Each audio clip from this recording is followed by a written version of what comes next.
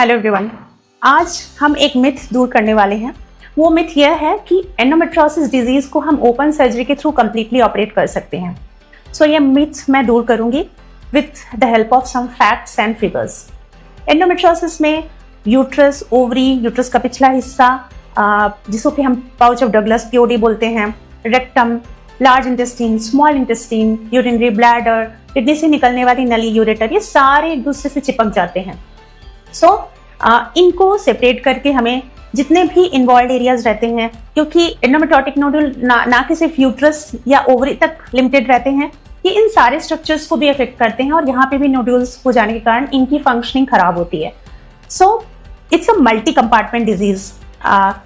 होता क्या है कि जब हम ओपन सर्जरी करते हैं तो पेट में हम लिमिटेड चीरा टाका या कट लेते हैं और उसी चीरे टाके कट से हम कोशिश करते हैं कि सारे डिजीज निकाल दें। अब चूंकि ये कट लिमिटेड होता है इसलिए हमारा लिमिटेड विजन होता है, हमारा ऑपरेटिव फील्ड भी लिमिटेड होता है। ये मल्टीपल कंपार्टमेंट डिजीज को बेसिकली ऑपरेट करना बहुत मुश्किल है और सारे इन्वॉल्व नोड्यूल्स को निकालना बहुत डिफिकल्ट है। जबकि इसकी दूसरी तरफ हम लैप्रोस्कोपिक सर्जरी देखें, उसमें हम टेलीस्कोप के थ्रू, आजकल हमारे एडवांस 3D सिस्टम भी आ गया है जिसके थ्रू हम 3D व्यू देख सकते हैं। जैसे कि आप मूवीज में देखते हैं, पिक्चर में देखते हैं तो आपको बेटर व्यू दिखता है और एक्सपीरियंस आपका अच्छा रहता है। वैसे हमारे सर्जिकल फील्ड में भी 3D सिस्टम है, उसके थ्रू एक बेटर क्लैरिटी ऑफ फील्ड होता है। उसके थ्रू हम एब्डोमेन को 360 डिग्री देख सकते हैं।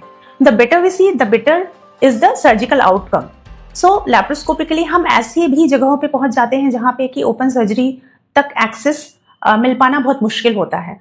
और एंडोमेट्रियोसिस में अगर हमने छोटा सा भी नोड्यूल या डिजीज कहीं पे भी किसी भी पार्ट में अगर छोड़ दिया तो वो फिर से अपने आप में ही ग्रो होने लगता है और पेशेंट को फिर से उतना ही पेन, तकलीफ होने लगती है।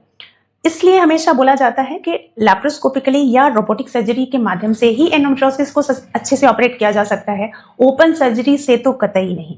Thank you so much for watching this video.